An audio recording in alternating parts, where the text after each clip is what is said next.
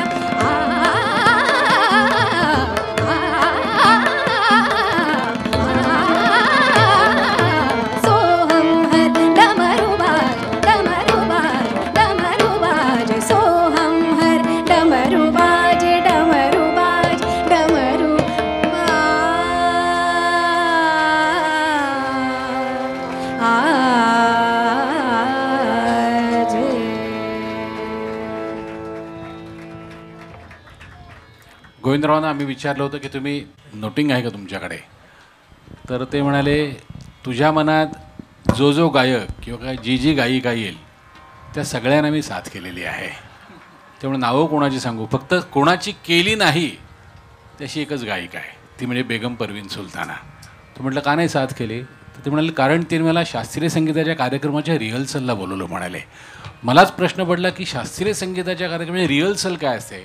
मैफिलीच्या आधी आपण 15 मिनटं स्वर बघणं काय अमुक बघणं इतपत मी समजू शकतो, पण रिहर्सलला मला कळलं नाही.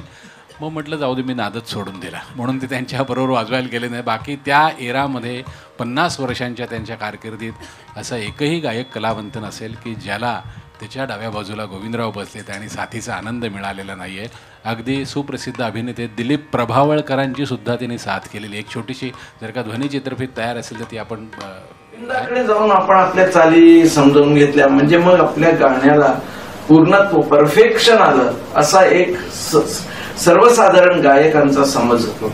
समोरचा गायक नवीन असला तर तालाला तो चुकू नये म्हणून गोविंदा वाजवताना मध्येच हात असा वर करायचा आणि ते खूण करायचं की 2दा घ्यालाय 3दा घ्यालाय. हे त्याचं इतकं वैशिष्ट्य होतं की नवीन गायक सुद्धा कधी तालात चुकलेला सहसा कोणाला आढळला नाही. जुन्या संगीत नाटकातले एक गायक नट आता येत आहेत कोकणात म्हणून त्याचा सत्कार होतो असं एक आयटेम करावा आणि मी ती भूमिका केलेल्या लोकांना लगेच कळून नये. तर मग मी गोविंदरावांकडे गेलो होतो. गोविंदराव माझ्या जवळ होतं कारण म्हटलं की असं असं मला गाणं म्हणायचं, मला साथ करा. गोविंदराव काहीच हरकत नाही म्हणे, मी करीन तुला साथ, काही हरकत नाही. साथीला कोण आहेत? गोविंदा गोविंदराव पटवर्धन. हा, अरे तू गोविंदा का आपला? अरे केवढा मोठा झाला, एवढासा पाहिला होता हाफ चड्डीत. बोटात जादू आहे हो, जादू आहे. माझी काळी एक, हा पूर्वी काळी 2 होती, आता काळी 1, पुढे काळी 0. तबलेला कोण आहे? कोण तो? हा, साई बँकर. तरुण तरुण मंडळी हल्ली पुढे येत आहेत ताल द्यायला. आता तरुणांच्या तालावरच आम्ही म्हाताऱ्यांनी नाचायचं. चल सुरू करू.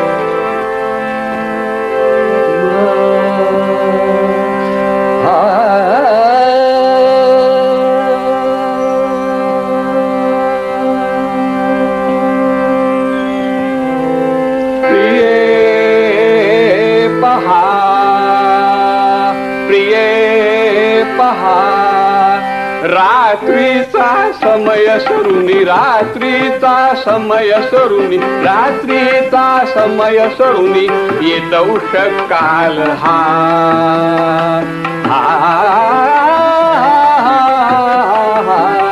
प्रिये पहा, थंडगार वाट सुटत, दीप तेज मंद होत. पाहिलंस ना रुक्मिणी, दीप तेज मंद होत, दीप तेज मंद होत. दिग्वदने स्वच्छ करीत दिग्वदने स्वच्छ करीत अरुण पसरी निज महा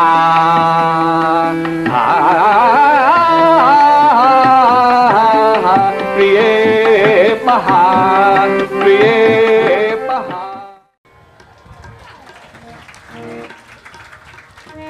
गोविंदरावांनी गुरु शिष्य परंपरेमध्ये साथ करण्याची परंपरा सुद्धा कशी सुरू ठेवली बघा. सुरेश हळदणकर, पंडित जितेंद्र अभिषेकी यांचे शिष्य पंडित प्रभाकर बुवा कारेकर. म्हणजे सुरेश हळदणकरांना पण साथ केली, अभिषेकी बुवांना पण साथ केली, पंडित सुरेश हळदणकर म्हणजे त्या एरामधले जे आहेत त्यांनाही साथ केली.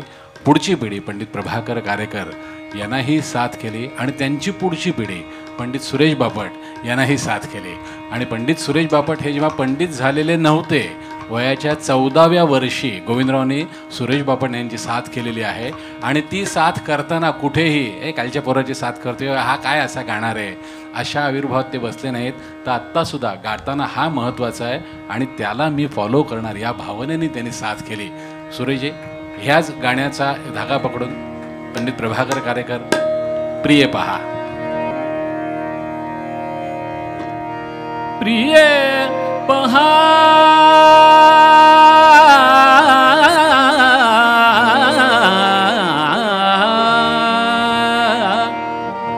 रात्रीचा समय सरुने, रात्रीचा समय सरुने, रात्रीचा समय सरुने, रात्रीचा समय सरुने, रात्रीचा समय सरुने येत उषकाल हा.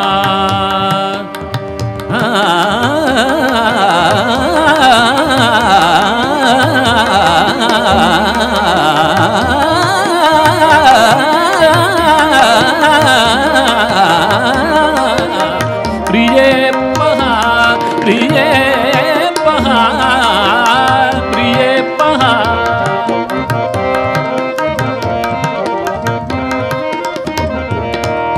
थंडगार वात सुटत, थंडगार वात सुटत, थंडगार वात सुटत, थंडगार वात सुटत, थंडगार वात सुटत.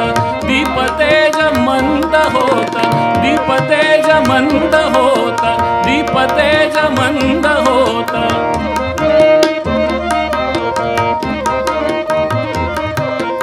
दिग्वदने स्वच्छ करीत, दिग्वदने स्वच्छ करीत अरुण पसरी निज महा.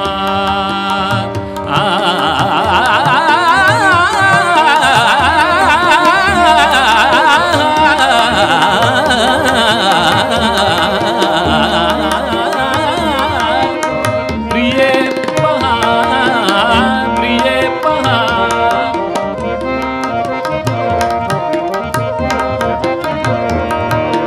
पक्षी मधुर शब्द करीती, पक्षी मधुर शब्द करीती, पक्षी मधुर शब्द करीती, पक्षी मधुर शब्द करीती, पक्षी मधुर शब्द करीती, पक्षी मधुर शब्द करीती, पक्षी मधुर.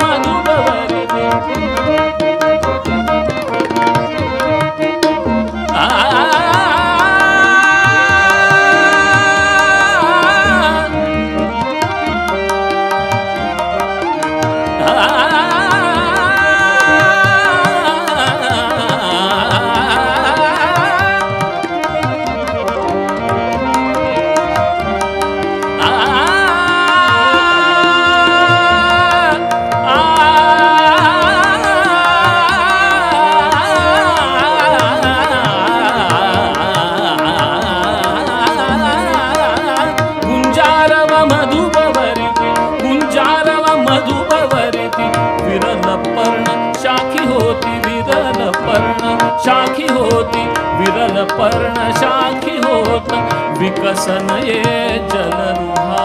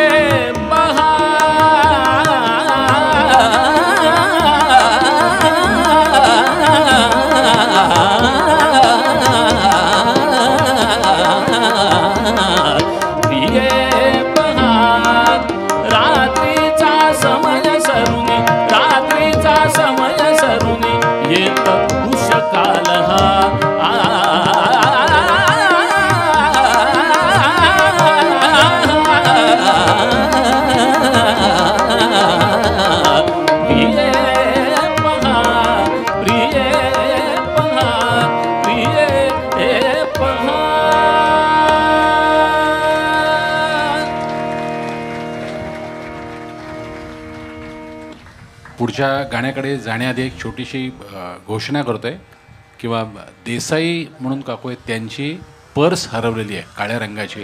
ती जर का कुठे तुमच्या आजूबाजूला पडली असेल तर ती कृपया त्यांच्या हातातून निघायची आणि प्रेक्षकांबंद वा गोविंदराव, पुन्हा दुसरी जागा निघाली की पुन्हा वा गोविंदराव असं 10-12 वेळा झाल्यावर छोटा गंधर्व गायचे थांबले आणि म्हणाले, रसिको एकदा मला सुद्धा वा छोटा गंधर्व म्हटलं तरी चालेल, सारखं वा गोविंदराव चालेल. अर्थात त्यांचा हात आणि गळा म्हणजे छोटा गंधर्वांचा गळा आणि गोविंदरावांचा हात हे अद्वैत होतं, म्हणजे ते वेगळे नव्हतेच. ते इथून घ्यायचे हे इथून घ्यायचे इतकाच फक्त फरक होता. दोघांसाठी एकदा टाळ्या झाल्या पाहिजेत.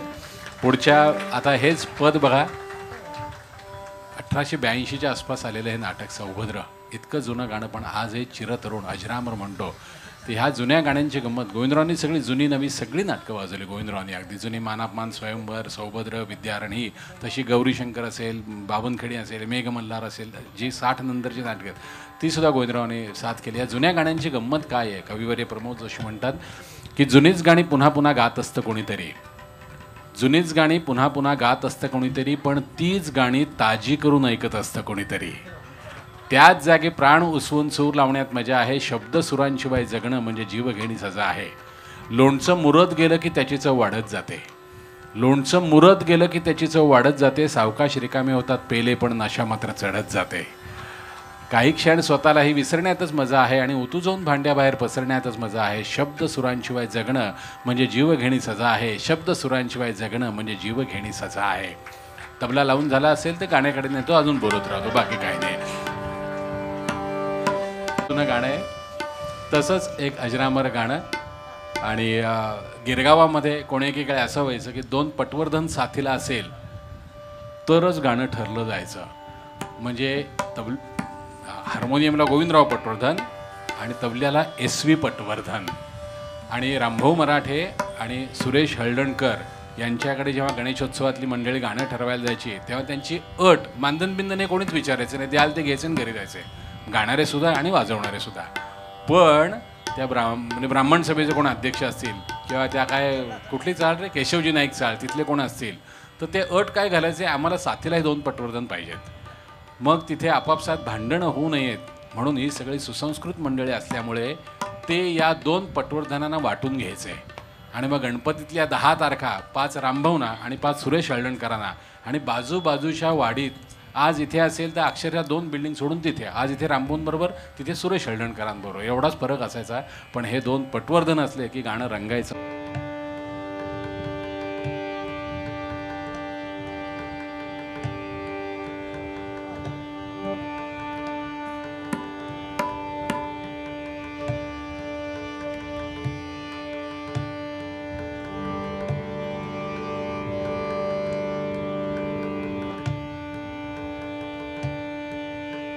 लागतोय म्हणून तुम्हाला एक छोटी आठवण सांगतो. गोविंदराव पोलीस कमिशनरच्या ऑफिसमध्ये 33 वर्ष त्यांनी नोकरी केली आणि ते गमतीने म्हणायचे की पोलीस खात्यात नोकरी करून सुद्धा माझा हात साफ राहिला, म्हणजे पेटीवादनातला हात साफ राहिला असं ते सांगायचं. आणि कार्यक्रम सुरू व्हायच्या आधी इथे एक हट्टंगडी काका आले होते, त्यांनी सांगितलं होतं गोविंदरावांना त्या पोलीस कमिशनरच्या ऑफिसमध्ये, म्हणजे त्यांचे काय म्हणे वरिष्ठ होते ते हट्टंगडी होते आणि त्यांच्यामुळे गोविंदराव आयुष्यभर कुठेतरी म्हणजे काय दौऱ्यावर गेले, कार्यक्रमाला लवकर त्यांना सोडलं किंवा नाटकाचा 4चा प्रयोग असेल तर गोविंदा तू जा रे 2:30 वाजता, मी बघतो पुढे काय करायचं ते. तर हे गोविंदरावांनी आयुष्यभर लक्षात ठेवलं. आणि हट्टंगणींचा मुलगा त्याला आपण ज्याला म्हणतो रेसिप्रोकल म्हणतो, आयुष्यात रेसिप्रोकेट करणं, तर त्यांच्या मुलाला, त्या हट्टंगणींच्या मुलाला गोविंदरावांनी एक पेटी घेऊन दिली होती. ते म्हणाले तुझ्या वडिलांमुळे मी आयुष्यभर पेटी वाजवत फिरू शकलो, मी तेव्हा म्हणजे तुमच्या कुटुंबाला काय देऊ शकतो तर मी फक्त पेटी देऊ शकतो. ते आहेत का ते हट्टंगडी काका? आहेत का कुठे? हां काका हे बघा इथे बरोबर ना काका, आठवणी तुम्हीच ना हट्टंगडी काका? Correct correct. लागला तबला? पद्मनाभा नारायणा.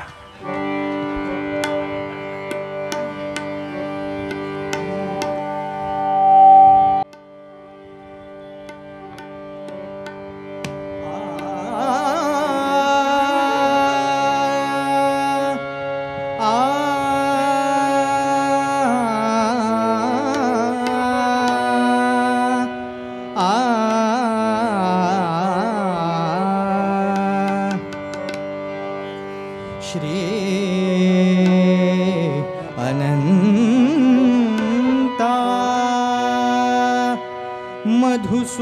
मधुसूदना श्री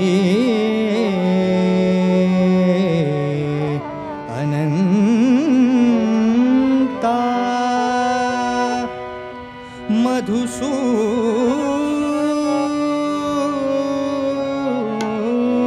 मधुसूदना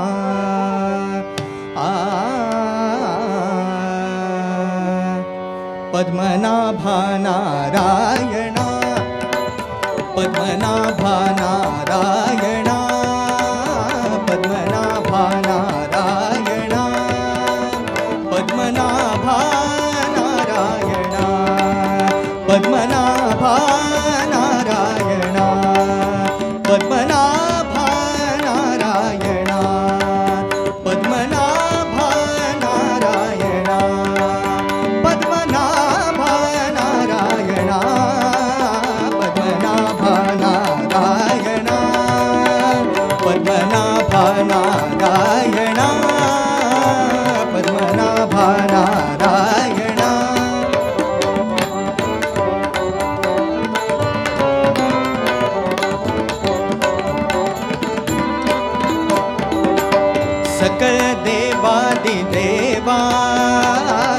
सकल देवादिदेवा कृपाळु बाजी केशवा कृपाळु बाजी केशवा महानंदा महानुभावा महानंदा महानुभावा महानंदा महानुभावा सदाशिवा सहजरूपा सदाशिवा सहजरूपा पद्मनाभा नारायणा पद्मनाभा नारायणा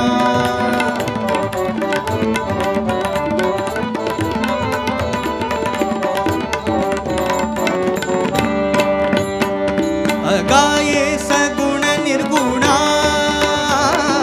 गाये सगुण निर्गुणा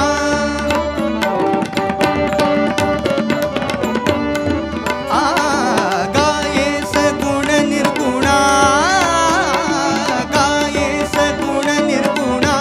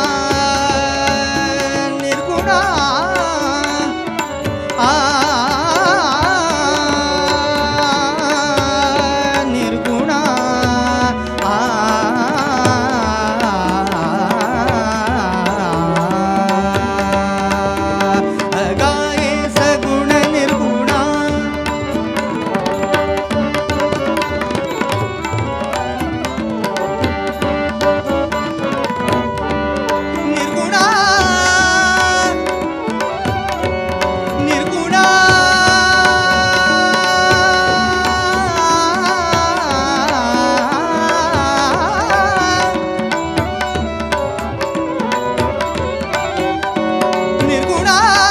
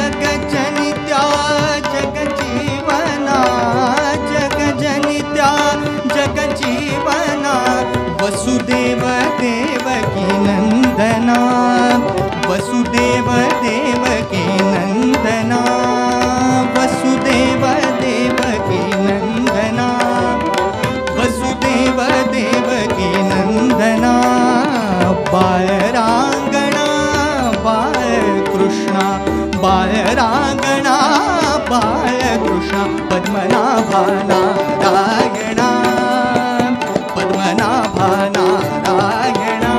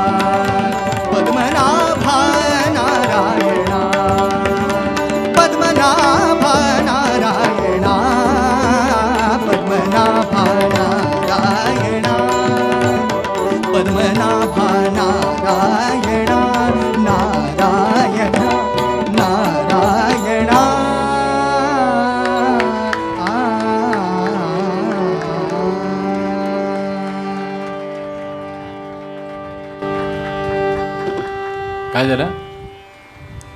सुधांशूसाठी जोरदार टाळ्या वाजवा. अशासाठी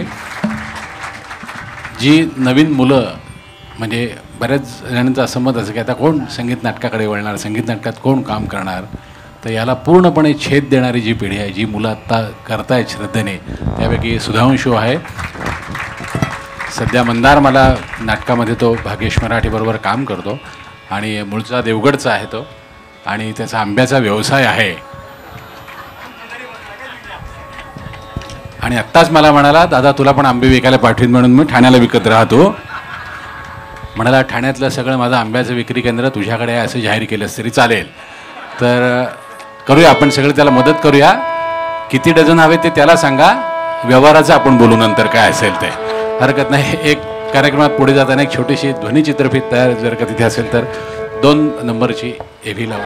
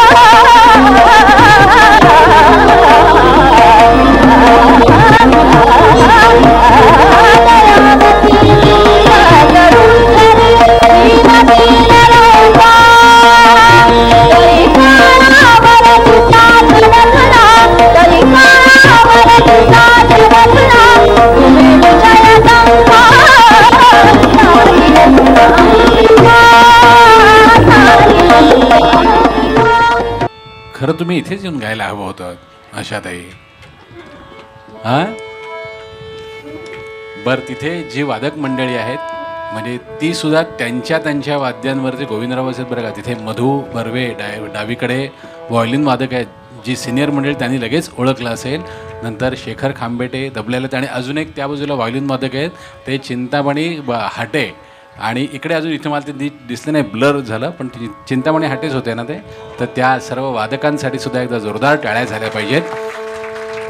आमचे रामभाऊ मराठे नेहमी म्हणायचे की ऑर्गनला गोविंदराव, व्हायोलिनला मधू बर्वे आणि तबल्याला आमचा दामू असेल तर गाढवसुद्धा सुरात गाईल असं म्हणायचं आहे. म्हणजे आत्ता जी मंडळी गात आहेत ती सुरातच गात आहेत, त्याचा आणि त्याचा काही संबंध नाही आहे. म्हणजे हेही वादक चांगले आहेत. अरे नाही तू बघू नकोस माझ्याकडे, असं सगळेच सुरात गात आहे. हा धनंजय म्हणजे ना कधी नको त्यावेळी माझ्याकडे बघतो आणि असं गोंधळ घालतो. पुढचं गाणं ये मौसम है रंगीन वेदश्री आपल्या पुढे सादर करते.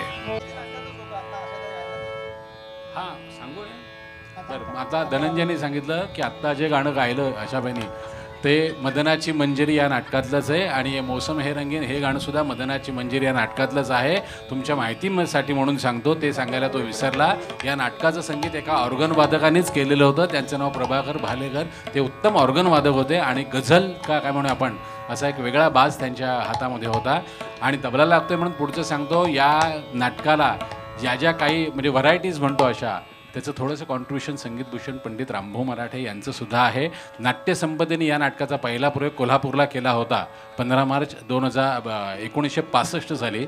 सुरुवातीला ते नाटक चाललं नाही, पण नंतर त्या नाटकाचे धोधो प्रयोग झाले. आणि या नाटकामध्ये गोखले अण्णांचा उर्दूचा अभ्यास किती होता, तर इथे नीलाक्षी आहे. नीलाक्षी हे गाणं अप्रतिम गाते. म्हणजे आत्ता गाणार नाही ना, अच्छा आत्ता वेदश्रीच गाणार आहे. तबला लागला असेल तर वेदश्री ये मौसम है रंगीन.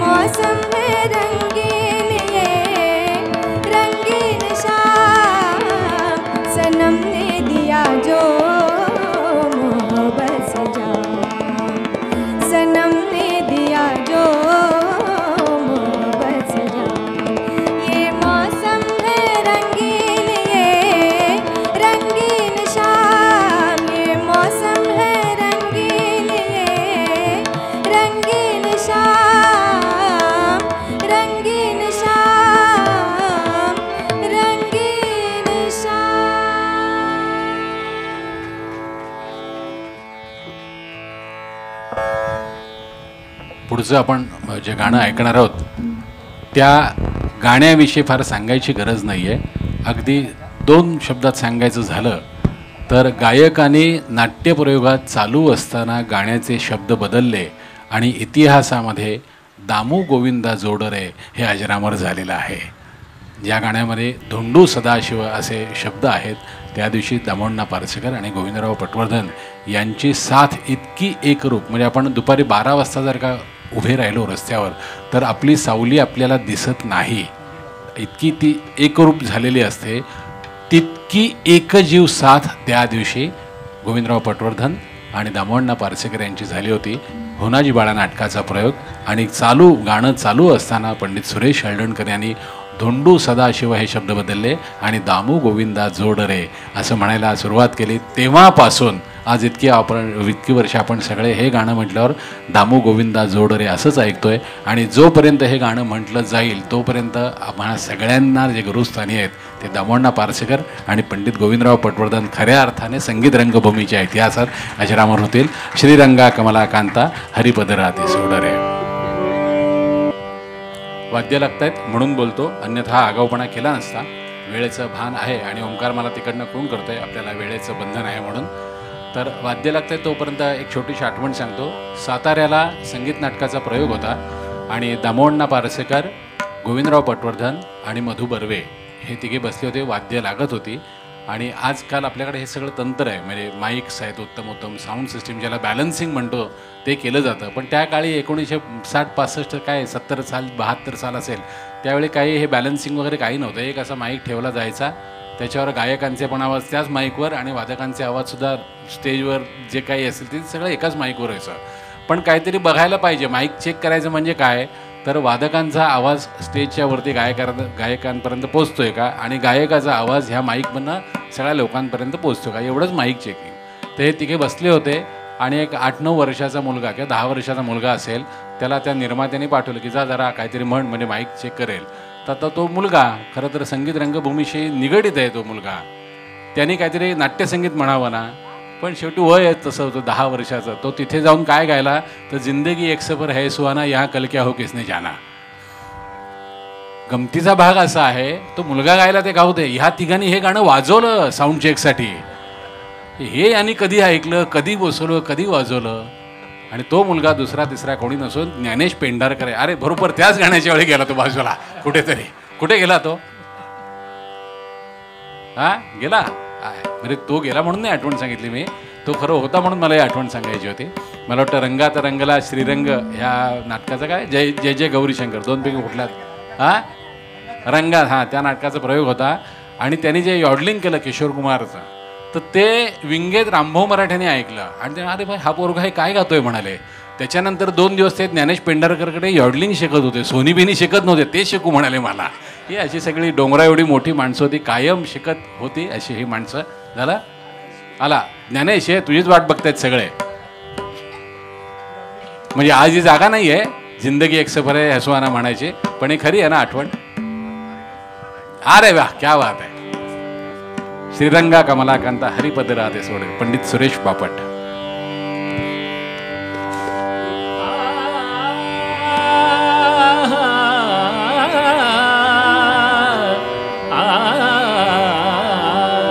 हरिपद राते सोड रे, हरिपद राते सोड रे, हरिपद राते सोड रे, हरिपद राते सोड रे, हरिपद राते सोड रे, हरिपद राते सोड रे.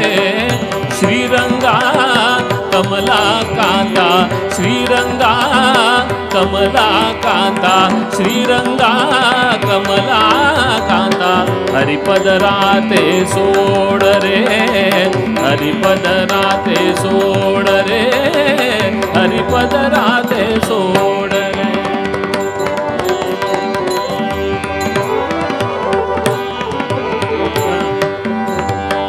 ब्रिजवासी नारी आम्ही, ब्रिजवासी नारी, ब्रिजवासी नारी आम्ही, ब्रिजवासी नारी, ब्रिजवासी नारी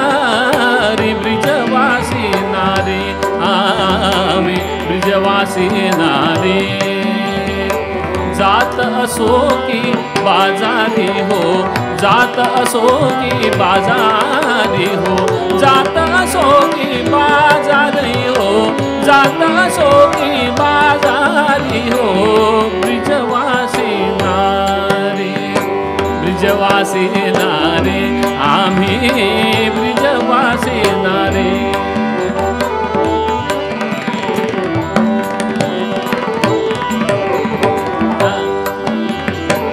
जात असो की बाजारी हो जात असो की बाजारी हो कान्हा का मुरारी मुरारी कान्हा का मुरारी कान्हा का मुरारी मुरारी कान्हा का मुरारी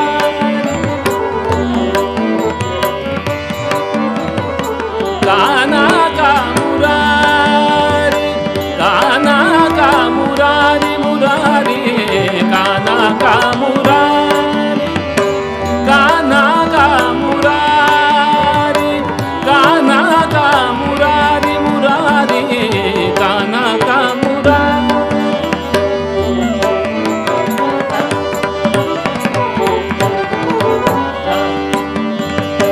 कान्हा का मुरारी कान्हा का मुरारी कान्हा का मुरारी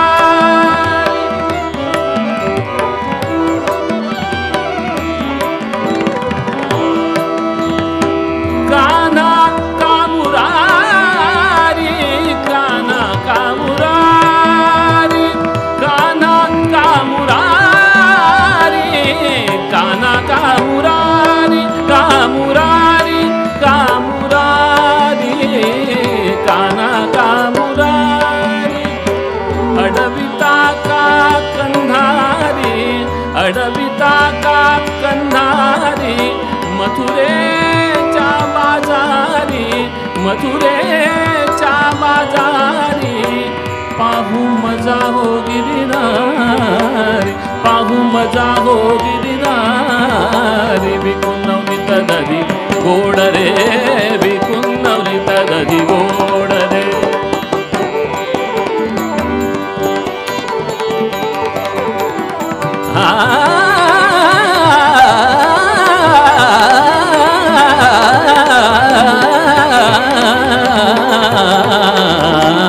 श्रीरंगा कमला कांता श्रीरंगा कमला कांता श्रीरंगा कमला कांता श्रीरंगा कमला कांता श्रीरंगा कमला कांता श्रीरंगा कमला कांता कमला कांता कमला कांता श्रीरंगा कमला कांता हरिपद राधे सोड रे हरिपद राधे सोड रे हरिपद राधे सोड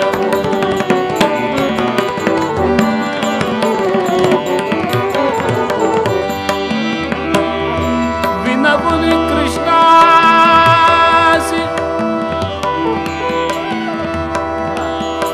शरणागत आल्या दासी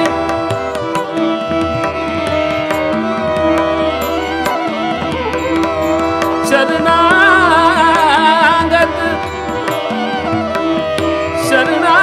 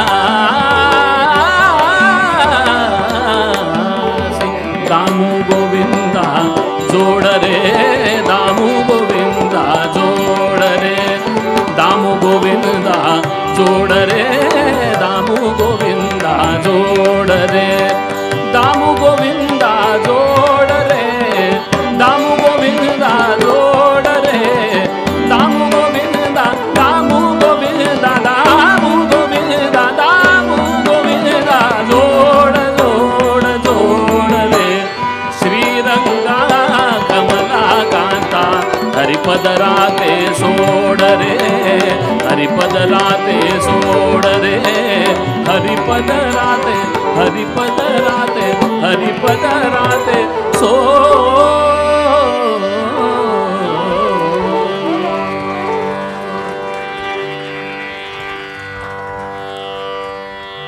आत्ता इथे जे रसिक उपस्थित आहेत त्यापैकी कितीतरी रसिक शरीराने इथे आहेत, पण मनाने जवळजवळ 60 वर्ष मागे गेलेत, गिरगावात गेलेत, साहित्य संघामध्ये गेलेत.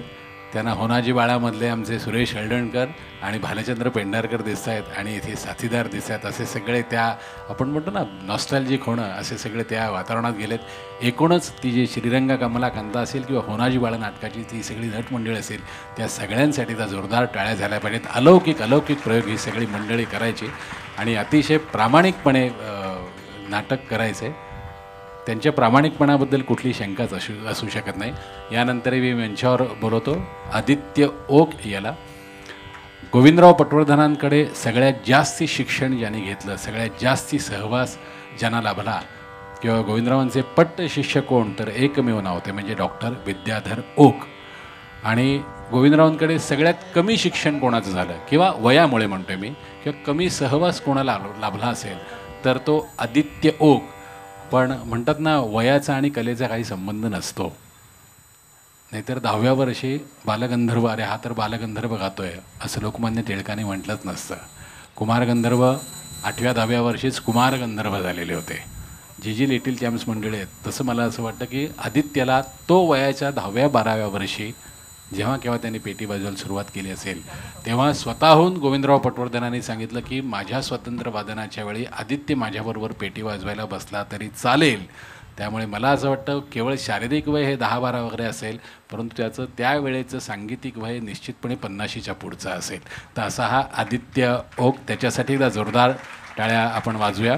आणि आदित्य त्याच्या वादनाला सुरुवात करण्यापूर्वी ही जी आत्ता तुम्ही सगळी हे बघताय मागे, पण मला सांगायला आनंद होतो की गोविंदाला आमच्या संगीत क्षेत्रातले सगळे लोक आमचा गोविंदा असंच म्हणतात.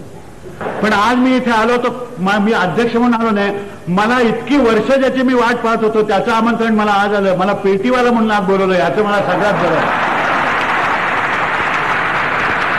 पण त्याबरोबर एक माझी गोची मात्र करून ठेवलेली आहे, तीही मला माहिती आहे. म्हणजे गोविंदाबरोबर जुगलबंदी असं केल्यामुळे मात्र मला धास्ती वाटायला लागलेली आहे. मी आतापर्यंत भीतीने पोटात गोळा येतो हे ऐकलेलं होतं, पण बोटात गोळा येतो हे मला आज लक्षात आलं. गोविंदाची पेटी ही वाजत नाही, बोलते. गोविंदा बोटाने गातो म्हणून तो आपल्या जवळचा वाटतो आपल्याला, परंतु गोविंदा जे वाजवतो त्याच्यामध्ये ते गाणं आपल्याला ऐकू येत असतं. तर मुंबई शहरातली संगीताची सगळी रसिकता आज इथे मौजूद आहे. आणि कशाला आलेली आहे की एक उपेक्षित अशा जागेवर बसणारा आमचा पेटीवाला, त्यांनी जो त्यांना दिलेला आनंद आहे त्याच्याबद्दलची कृतज्ञता व्यक्त करण्याची संधी शोधत होती. आज निसर्गाच्या कृपेने त्याला 60वं वर्ष लागलं म्हणून आपण त्याला आज अभिष्ट चिंतन करण्याचा नुसता एक काहीतरी निमित्त आपण शोधून काढलं. असं आपण 75व्या वर्षी काढणार आहोत हे मी त्याला आजच सांगून ठेवतो. आणखी अनेक वर्ष असे उत्तम प्रकृतीमध्ये, मानसिक उत्तम अवस्थेमध्ये कशाला हवेत? आमच्या स्वार्थासाठी हवेत. आम्हाला चांगली गाणी ऐकायची आहेत आणि चांगलं गाणं डावला गोविंदा असल्याशिवाय आम्हाला ऐकायलाच मिळत नाही, अशी आमच्या मनाची धारणा त्यांनीच करून दिलेली आहे. त्या अपराधाबद्दल त्यांनी त्यांना उत्तम अशा प्रकारचं आयुरारोग्य लाभलं पाहिजे. आज 60व्या वर्षी मी त्यांच्यापेक्षा 1 सप्तक वर्षांनी वडील आहे. ते 60 असेल तर तो 60 असेल तर मी 67 आहे. त्यामुळे त्या अधिकाराने मी गोविंदाला आशीर्वाद देतो. आपल्या सर्वांच्या तर्फे आपल्या सर्वांच्या मनात जो आशीर्वाद आहे तो देतो की अशाच प्रकारची सुरांची सृष्टी निर्माण करण्यासाठी त्याला उत्तम आयुरारोग्य मिळावं, मानसिक स्वास्थ्य मिळावं आणि तुमच्यासारखा रसिक हा सदैव त्याच्या पाठीशी असावा, म्हणजे तो अतिशय उत्तम वागेल याची मला खात्री आहे. तर असा योग आहे. आदित्य, आपण नंतर जरा तुला मी बोलतं करतो, पण आता बसलाय आणि हात शिवशिवत आहेत, तर आधी थोडंसं वादन होते आणि मग आपण गप्पा मारूया.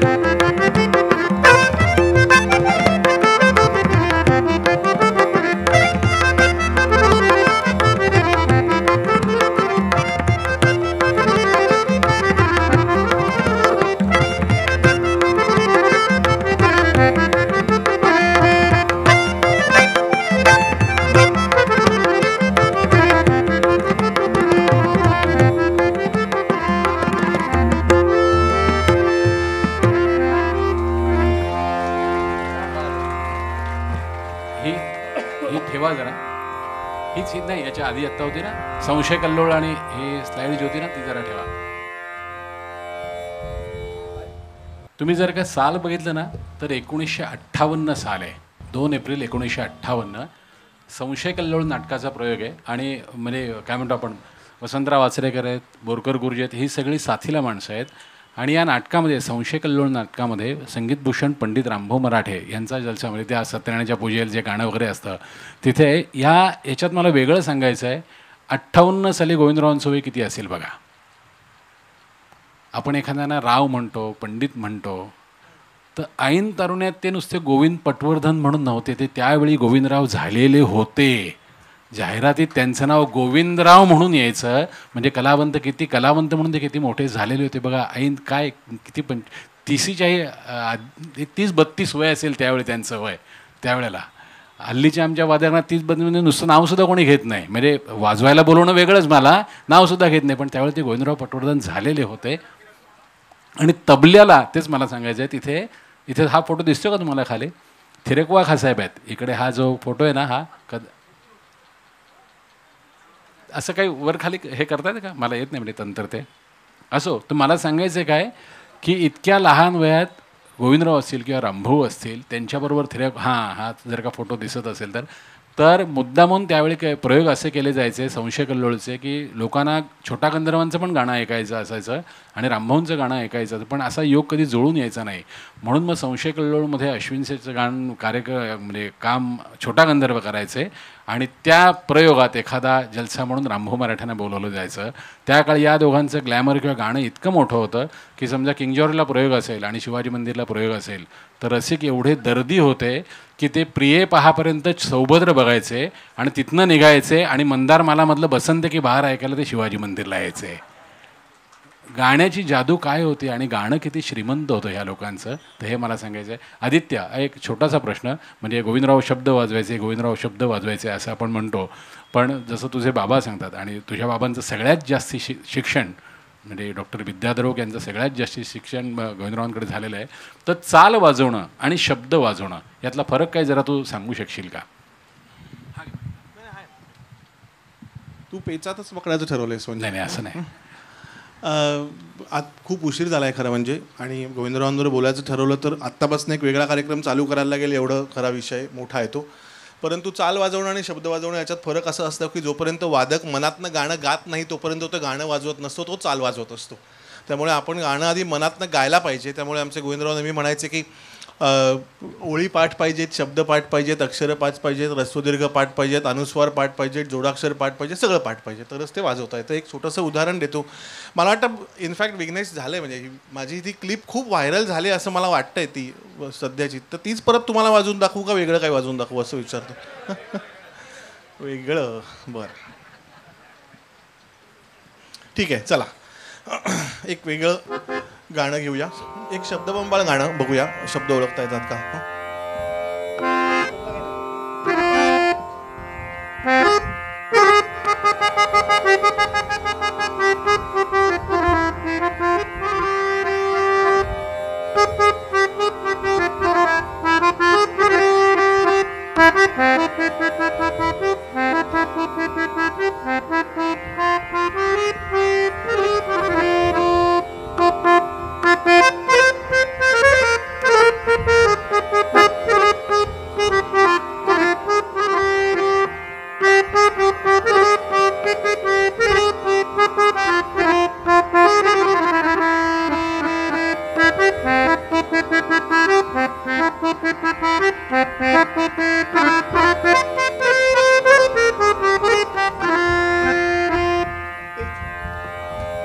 आपण वाजवलं नाही, म्हणजे शब्द जर वाजवले नाहीत तर चाल अशी वाजते.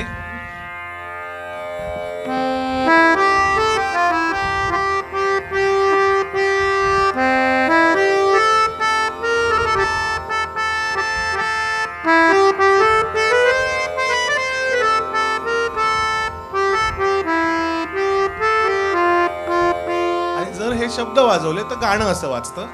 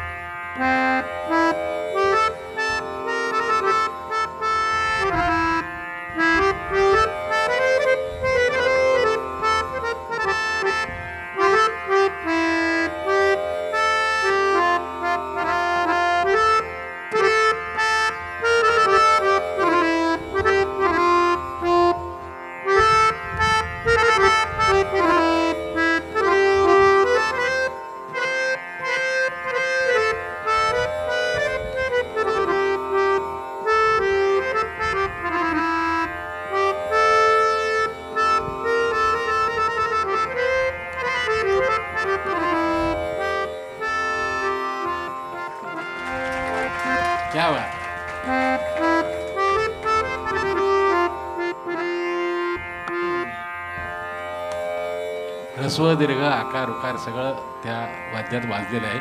ही जी मागे आपण आत्ता क्लिप बघतोय ना, गोविंदरावांनी फक्त पेटी वाजवली का, गोविंदरावांनी फक्त ऑर्गन वाजवला का, तर हो, पण गोविंदरावांनी त्याच्या पुढेही काही केलं. त्यांनी काय केलं तर या सगळ्या तरुण मंडळींना पेटी हे वाद्य किती सुंदर आहे, ऑर्गन हे वाद्य किती सुंदर आहे आणि तेही लोकांचं मनोरंजन करू शकतं, थेट हृदयापर्यंत पोहोचू शकतं, हा विश्वास निर्माण केला. वास्तविक ही जी सगळी मंडळी आहेत म्हणजे सुशील गद्रे, नंतर वरद सोहनी, दत्तराज सुर्लकर हा गोव्याचा आहे, श्रीरंग जोगळकर हा सगळ्यात लहान आहे.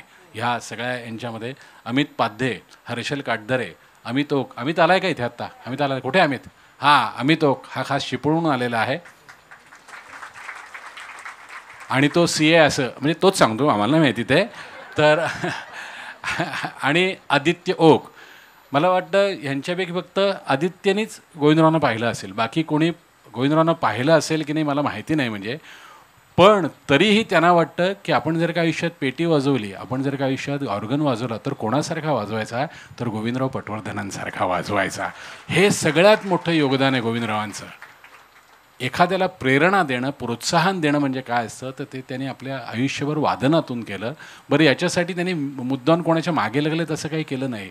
त्यांचं वादनच इतकं सर्वांग सुंदर होतं की ते कोणालाही मोह पडेल असंच होतं की मी पेटी वाजवली तर कशी वाजवीन, तर मी गोविंदराव पटवर्धनांसारखी पेटी वाजवीन. तर हे सगळ्यात मोठं योगदान आहे गोविंदरावांचं की इतके वेगवेगळे गोविंदराव निर्माण होतील भविष्यात. ही त्यांच्या पेटीची खरी करामत आहे.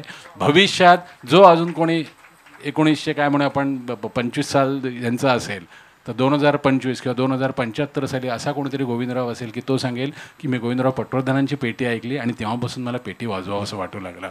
आदित्य, भैरवीकडे जायच्या आधी फक्त एकच छोटासा प्रश्न असा विचारायचा आहे की साधारणपणे आपण गुरुकडे जातो पेटी शिकायला किंवा जे काही वाद्य शिकायला वगैरे, आणि आपण तबला पेटी वगैरे काढतो, तंबर वगैरे काढतो. तू गोविंदरावांना असं सांगायचं जरा 2 पेट्या काढा आणि मला पेटी शिकव असं सांगायचं असतो? मी भैरवी वाजवतो. नाही. गोविंदरावांच्या समोर मला बाबांनी बसवल्यानंतर मी एवढा लहान होतो की त्या काळात कोणालाच पेटी काढणं शक्य नव्हतं फडताळत नाही, कारण मी 7 वर्षाचा तेव्हा होतो फक्त. त्यामुळे गोविंदराव मला पेटी काढून द्यायचे समोर आणि मग गोविंदरावच बसून वाजवायचे खूप वेळा आणि मग त्याच्यानंतर मग जे काय थोडं काय हातात येईल तेवढं वाजवायचो. पण तेव्हा पेटीवर हातसुद्धा पुरायचा नाही. ह्या काळात गोविंदरावांच्या समोर बसण्याचं भाग्य मला मिळालेलं आहे, एवढं मी अगदी प्रांजळपणे सांगेन. क्या बात आहे.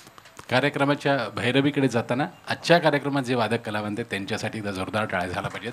तबला साथ धनंजय पुराणिक. धनंजयचं भाग्य इतकं थोर आहे की नाटकाच्या साथीला गोविंदराव ऑर्गनला आहेत आणि धनंजय तबल्याला आहेत. असे किमान 500 प्रयोग धनंजयने म्हणजे संगीत नाटकं त्यांनी वाजवली असतील. तर धनंजयसाठी एकदा जोरदार टाळ्या. राजेंद्र भावे व्हायोलिन वादक.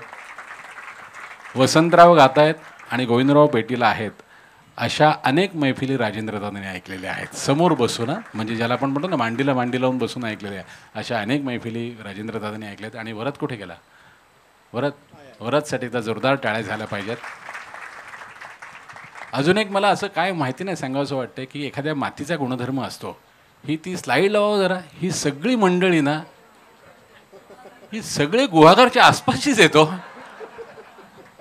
आहे ना. हे बघा ना, तो चिपळूणचा, तो पालशेतचा, तो रत्नागिरीचा, हा गोव्यातला, थोडा खाली पण ठीक आहे, गोव्यात गाणं आहेच, हा पुन्हा रत्नागिरी, हा जमसंडे देवगड, हा चिपळूण, हा बामणोली, म्हणजे हे सगळे त्या मातीत काहीतरी गुणधर्म असावा की तिथनं सगळे वेगवेगळे गोविंदराव निर्माण झालेले आहेत.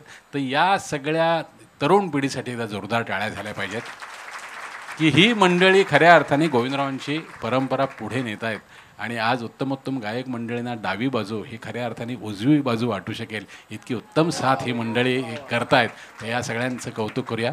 कार्यक्रमाची सांगता आदित्य भैरवीने करणार आहे. उत्तुंग साठी एकदा जोरदार टाळ्या झाल्या पाहिजेत. मटा कल्चर क्लबसाठी टाळ्या. आणि संगीत भूषण पंडित रामभाऊ मराठे फाउंडेशन आणि घैसास ट्रस्ट यांच्यासाठी जोरदार टाळ्या. आणि या सगळ्या ज्या एव्हीज आहेत ना, हे क्लिष्ट काम असतं म्हणजे ते आटोपशीर करणं, 2 मिनिटात ते बसवणं आणि ते सगळे विषय येणं, ही सगळ्यात मोठी जबाबदारी मुकुंद मराठे यांनी पार पाडलेली आहे. त्यांच्या या तांत्रिक बाजूसाठी एकदा जोरदार टाळ्या झाल्या पाहिजेत. पुढचे सूत्र तुझ्या हातात.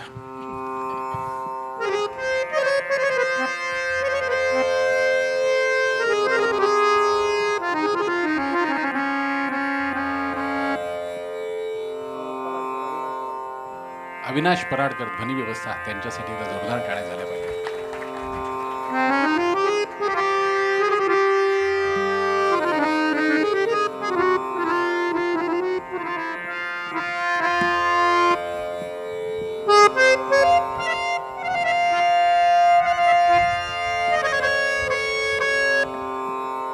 Thank you.